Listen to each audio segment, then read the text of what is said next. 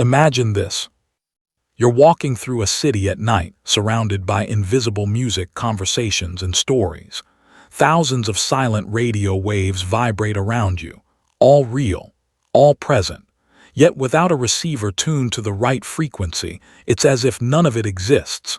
You could be standing right beside the signal you want and still hear only silence. That's how the quantum field works. It's not about effort. It's about alignment. Maybe your reality hasn't shifted not because you're doing something wrong, but because you're tuned to the wrong frequency. Your life right now, the people you meet, the opportunities that appear, the patterns you repeat, is simply the station you're tuned into. And here's the truth most people resist. The quantum field isn't withholding anything from you. Everything you desire already exists, just on another frequency. The question is it possible? It's, does my signal match the version of me that already lives there? But here, where most people miss the shift. They try to manifest a new life while broadcasting the same old signal. They visualize abundance while vibrating scarcity. They affirm love while feeling unworthy. They write about clarity while living in confusion. And when nothing changes, they assume manifestation doesn't work. But it does perfectly. The field always mirrors your most consistent broadcast, not your passing mood, not your affirmations, but your vibration. Physics tells us the quantum field is a sea of infinite potential, a realm where every outcome already exists as probability waves. These waves collapse into form through the observer's influence, a principle proven for nearly a century. So what determines your influence? Not your conscious thoughts alone. Not your vision boards or affirmations. It's your vibrational identity, the emotional frequency you live in most of the time. That's what collapses probability into experience. So ask yourself, what frequency are you living from? Is it survival, fear, control, lack? Is it performance, proving, striving, effort? Or is it presence, trust, knowing, coherence? Only one of these opens the quantum field.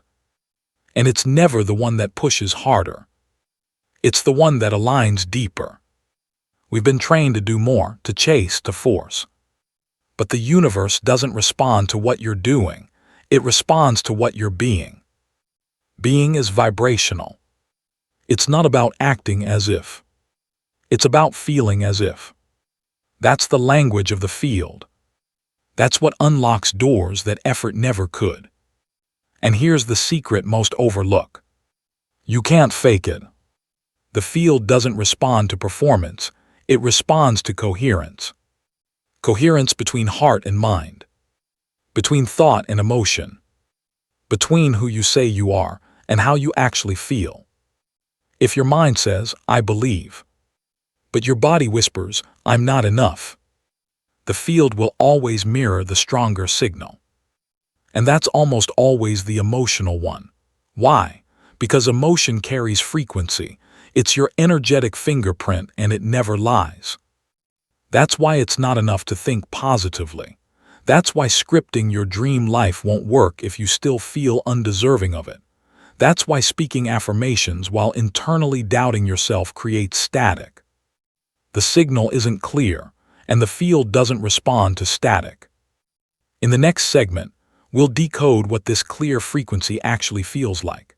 We'll explore why it's not intensity but subtlety that unlocks the field, why it's not willpower but surrendered coherence that creates collapse, and why the most powerful signal you can emit often sounds like silence to the world, but sings loudly to the universe. Ready to tune in? Let's continue. Most people believe the field responds to their intentions, but that's only half the truth. Intentions are the spark, but the fire is the frequency. If your internal energy is unstable, your desires bounce off reality like a poorly aligned signal. The quantum field doesn't collapse for what you want in theory. It collapses for what you are consistently being. And consistently is not about daily rituals. It's about emotional gravity, about whether the version of you that exists now is broadcasting alignment or contradiction. That's where the concept of the resonance threshold comes into play. Think of it as the critical point in frequency tuning, where your energy becomes stable enough to pull the new reality into form. Below that threshold, the field hesitates. It reflects your old status quo. Above that threshold, reality starts bending. The shift doesn't happen because you worked harder. It happens because your signal got clear enough to be listened to. And clarity isn't found in force. It's found in embodiment.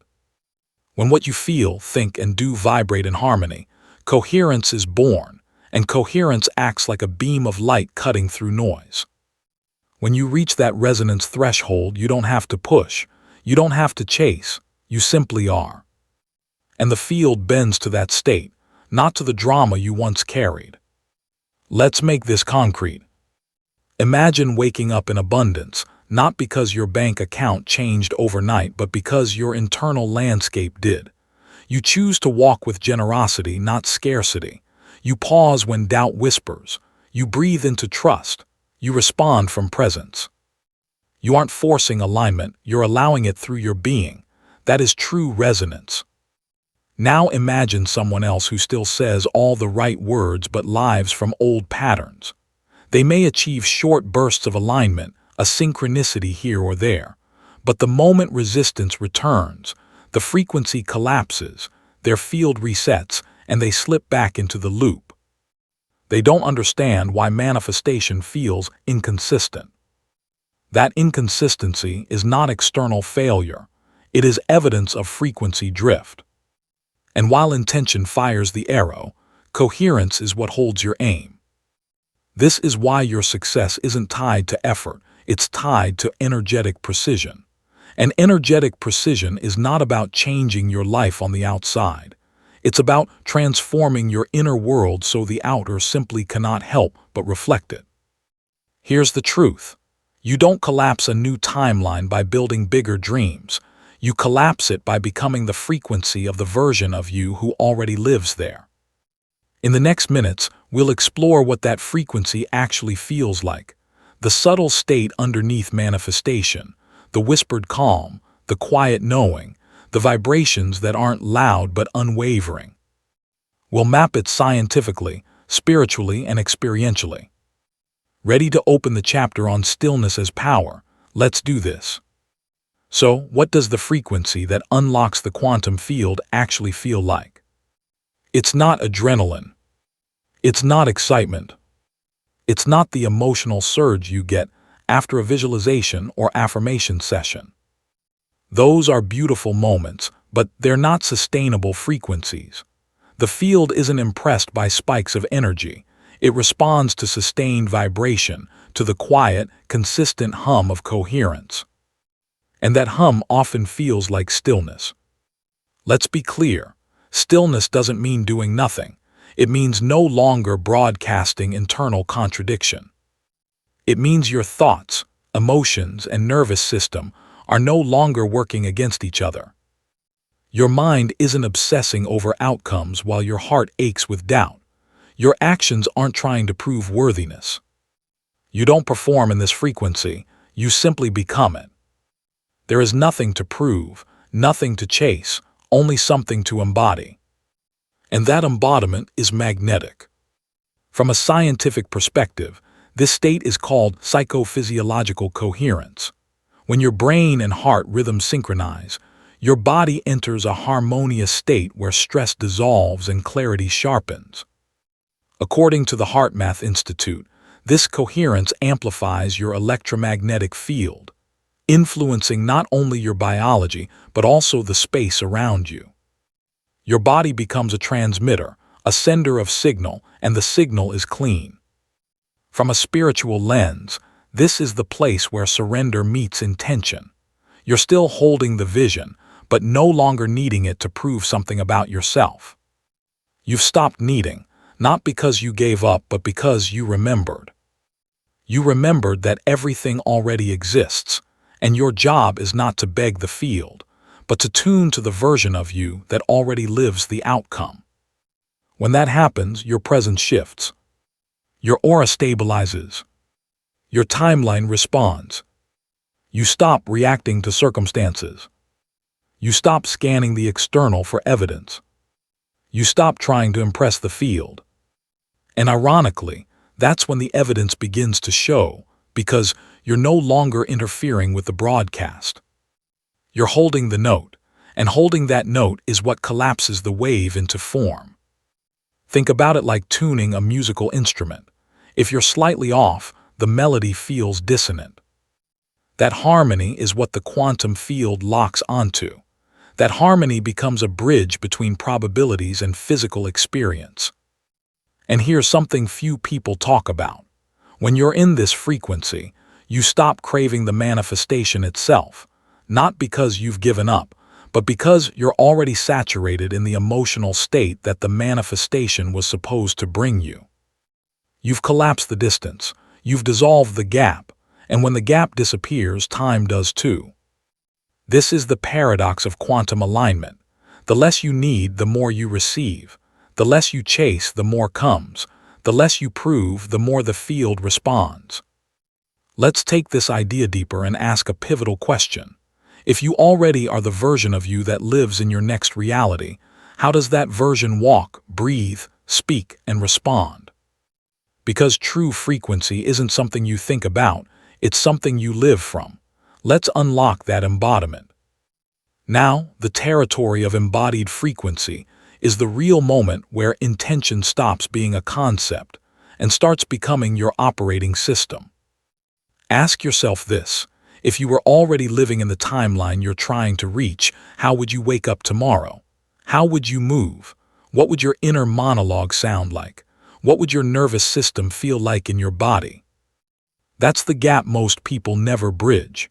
They think about their future self but continue to become their past self every morning. They rehearse lack, replay failure, relive resistance, all while trying to force a manifestation from a frequency that says, "I don't have it yet." But the quantum field doesn't speak English. It doesn't decode words, it decodes states. And your state is speaking every moment you exist. So here's the truth. You don't get what you want, you get what you signal. Wanting is passive. Broadcasting is active. You're either transmitting coherence or transmitting contradiction. The difference is subtle but transformative. But when you're in tune, everything flows, not because you're playing louder, but because you're playing in harmony. The version of you that has the thing you desire isn't just doing different things, they're being differently. They embody trust instead of grasping. They lean into flow instead of forcing. Their nervous system is relaxed, not because they won, but because they're not chasing anymore. Let me share something with you. The most powerful shift I ever made was when I stopped visualizing my future from the outside and started living it from the inside. I stopped asking for things to come. I started showing up as the version of me who already had them. And suddenly, reality didn't resist me anymore because I wasn't pushing. I was resonating. That's what it means to tune in. So how do you begin living this today? Start simple. Speak only what aligns.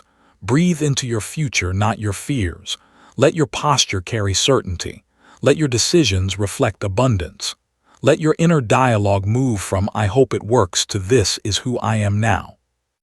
And when doubt returns, because it will, don't argue with it. Don't fear it. Just breathe. Return to the frequency. Here's something powerful. Coherence isn't about perfection, it's about returning. Returning again and again to the signal. Because the universe doesn't need perfection, it needs consistency. Think of it like this. Every time you return to the frequency of your aligned self, you're reinforcing the signal, strengthening the field's response. And eventually, reality has no choice but to follow. Let this be your micro practice. When you wake up, ask, what frequency am I tuning into today? Before you speak, ask, does this reflect my desired state? Before you act, ask, is this decision coming from alignment or survival?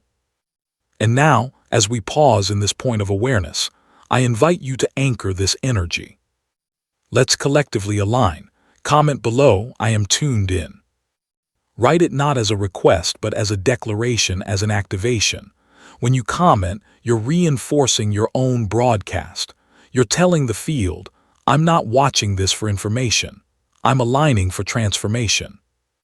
Stay with me, because we'll go even further into how to stabilize this frequency when life throws noise at your signal, because it will. The real test of frequency isn't how high you vibrate during a meditation session, or how empowered you feel while listening to a video like this. The true test is how well you hold your signal when reality. The true test is how well you hold your signal when reality begins to contradict your new timeline. Because at some point, and this is inevitable, the old frequency will knock at your door, not as punishment but as confirmation that you've moved. Imagine tuning to a new radio station. As you drive away from the old one, static interrupts the clarity of the signal. It doesn't mean the new frequency isn't real. It just means you haven't fully stabilized your receiver. That static, those fears, triggers, doubts, and disappointments, are echoes of the version of you that's fading. And what you do in that static determines how quickly you anchor your new timeline. Most people panic when the old shows up again. They think it means they're backsliding. They fall into disappointment, which is simply a collapse in frequency. But here's the shift. When your new signal is strong enough, those old echoes don't destabilize you, they confirm you. You see them for what they are: residue, feedback, the inertia of the previous self, nothing more. This is why spiritual alignment isn't about avoiding contrast. It's about remaining unchanged by it, not because you're suppressing emotion, but because your frequency has matured. You've become the tuning fork instead of the chaser. You emit the tone and reality bends. That's quantum leadership. So, how do you hold the frequency in real life? You ground it into rituals. You reinforce it through identity. You create environments, both internal and external, that stabilize your signal. Hear what that looks like. Energetic check-ins. Several times a day, close your eyes for 30 seconds and ask, what am I broadcasting right now? Without judgment, just awareness. This creates feedback, and feedback creates mastery. Vibrational anchors. Choose one or two phrases that immediately return you to your aligned self. Examples: I already am, the field responds to me, I am the signal. Whisper them, live them. Pattern interrupts. When the old emotional wave rises, the fear, the grasping, the panic, don't suppress it. Breathe into it, witness it, then shift, not forcefully, just gently. One coherent breath can reset your frequency. Environment optimization. Align your space with your state. Music, light, order, scent, these are all frequency modifiers. Create a physical resonance chamber for your inner vibration. Coherent choices. Every action you take is a declaration of identity. Let your behavior reflect your new frequency, not your old fear. Move as the person who already lives the shift. And perhaps most importantly, stop needing reality to prove your progress. The moment you wait for signs, you fall out of signal. The moment you monitor for evidence, you create delay.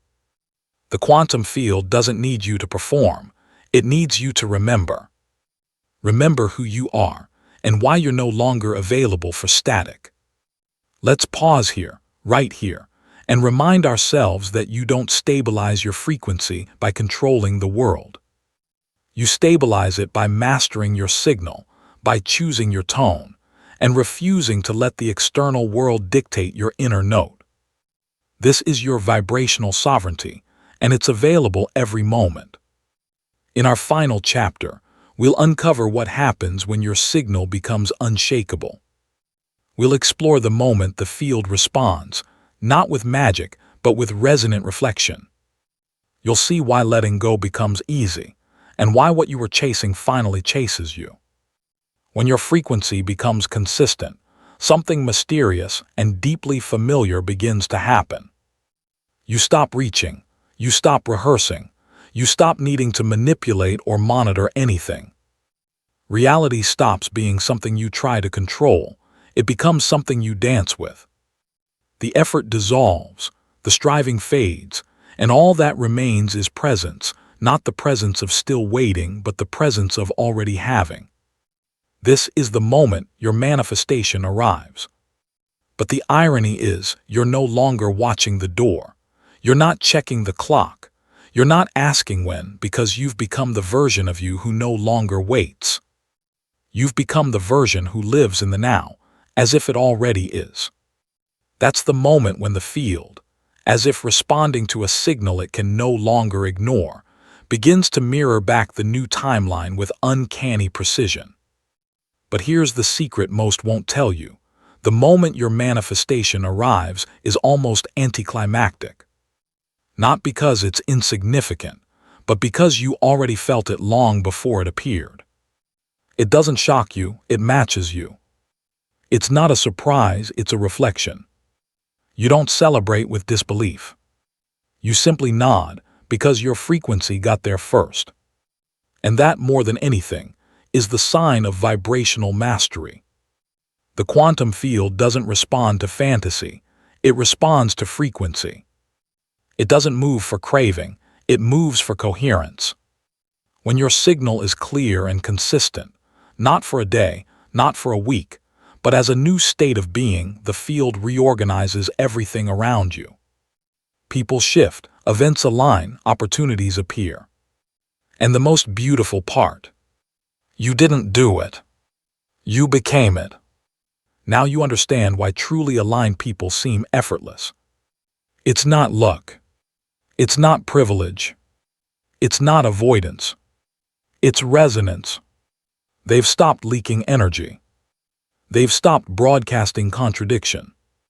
Their signal is powerful, not because it's louder, but because it's cleaner. Clear signal, clean frequency, pure reflection. So where do you go from here? You don't chase a bigger vision. You don't try to get more. You go inward. You refine your state. You recommit to embodiment. You stop checking the mirror and start trusting the light you're already broadcasting. Most of all, you protect your coherence. Because once you've felt the field respond to your alignment, you'll never again settle for distortion. This is your power. Your portal. Your point of creation. Now take a deep, grounded breath. Hold it. Let this state saturate your nervous system. Let it anchor in your heart. And before you leave this moment, remember, the shift isn't coming. You are the shift. The field isn't listening to your words, it's vibrating to your tone. And manifestation isn't a reward, it's a reflection of who you've already become. If this message brought you into alignment, even for a moment, then this isn't just content, it's connection. And if you want to stay in this frequency, you're already part of what we're building here. Subscribe now, not for more information, but to deepen your signal. Because this is more than videos. This is your reminder of who you truly are. The field is listening. The signal is live. Stay aligned, stay coherent.